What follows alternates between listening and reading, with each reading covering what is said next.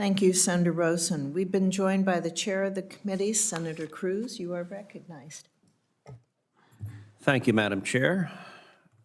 We're in a strategic competition with China to lead the world on AI, and winning that race requires massive capital investment to build the networks that will power tomorrow's AI applications.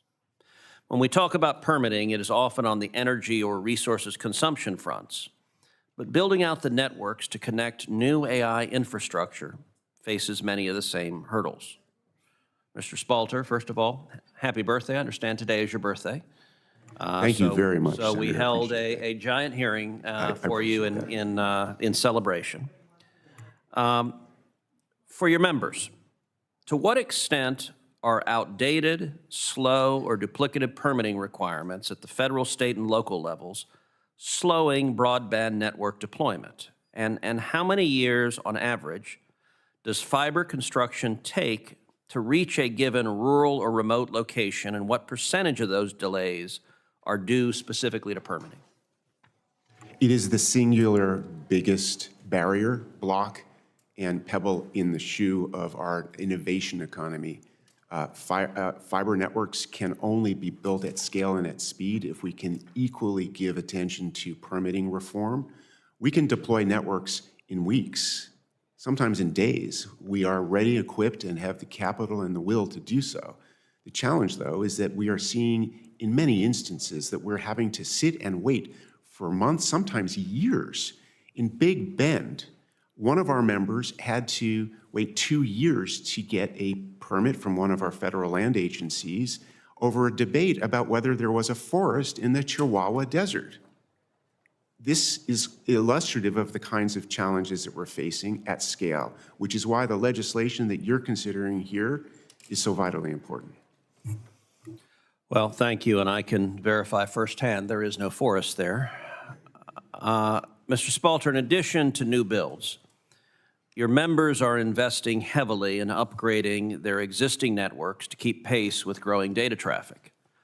Are permitting delays slowing those upgrade projects as much as new construction, or are these bottlenecks different from what you see with greenfield deployment? Permitting delays are an equal opportunity offender. We are seeing both for new projects, but also for upgrades, where simple projects that will require simply replacing literally a strand of fiber can sometimes be delayed for months. We've seen that in states like Utah, where we could easily establish new approaches, either categorical exemptions for broadband, stepping forward to allow previously analyzed projects that have been previously permitted to proceed on a deemed granted basis. These are simple, practical, progressive solutions that actually can allow us to move forward as a nation and not allow the Chinese to get out in front. Well, I hope your words prove prescient, and I hope that they foreshadow bipartisan agreement to get this done. Let's shift. Mr. Everson, beyond network efficiency and resilience, how are Cisco's AI-driven networking technologies helping your carrier customers differentiate their service offerings in a competitive marketplace? Put differently, are you seeing AI create new service offerings rather than just providing faster or more resilient networks? Thank you, Senator, and I'm so glad you asked this question because this is one of the exciting things about this. As AI shifts from primarily training dominant to more inference dominant, there's a huge opportunity for telcos to play an important role besides just carrying the bits. And so we see them providing services in the tokens generation side of things. One of the exciting things we're doing with AT&T in our home state initially is we built out a service offering called AI Grid, where they're actually serving AI capabilities, AI models, and AI outcomes from their network to their enterprise customers. So it provides low latency, very high secure services and allows them to move up the stack to deliver value. And what does this mean for economic growth and for jobs? It's actually a really fantastic story for that because now they're able to move up that value chain, deliver more value to their end customers. It makes the employees more efficient, more effective with these AI models enabled there and will drive growth. AI workloads and use cases range widely, from optimizing networks to powering machinery on factory floors to enabling real-time diagnostics at rural hospitals. Each demands something different from the network. There's no question that fiber is a wonderful technology under ideal circumstances.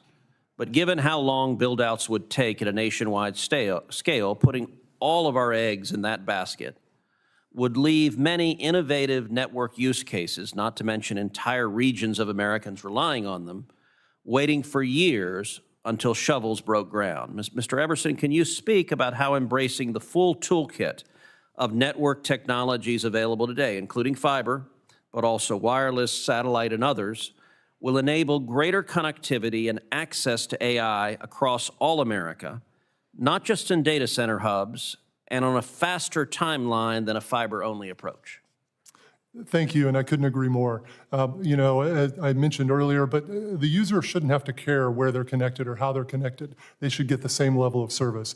That requires this fabric of cellular connectivity, Wi-Fi connectivity, fiber connectivity, satellite. All of these need to work the same. Okay, final question.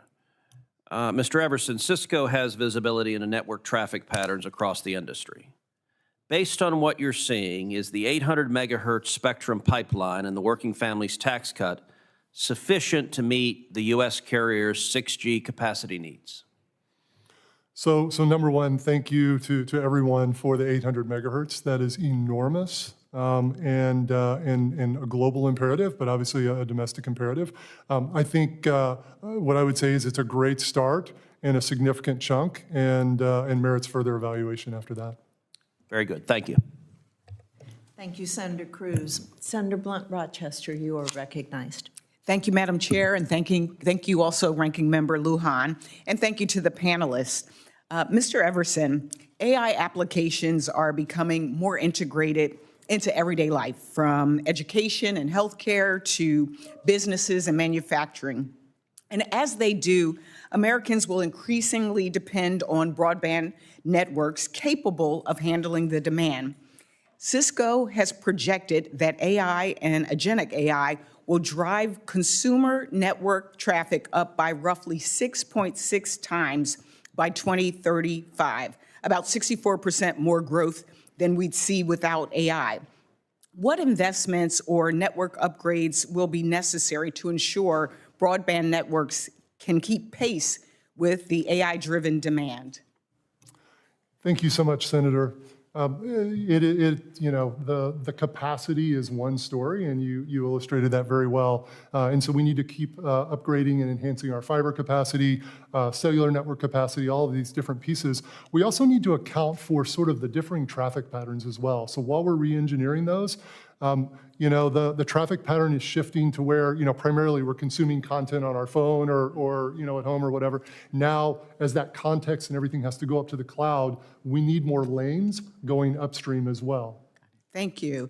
Mr. Spalter, you've written that only fiber offers the superior capacity, reliability, and future-proof scalability that AI demands. I'd love for you to expand a little bit more on that for the record and talk about what policymakers should keep in mind as we're looking at the long-term trade-offs between fiber and other broadband technologies as we increase AI-driven economy. Thank you for that question, Senator. AI-related traffic will increase demands across every layer of our communications ecosystem, not just fiber, but also Wi-Fi, satellite,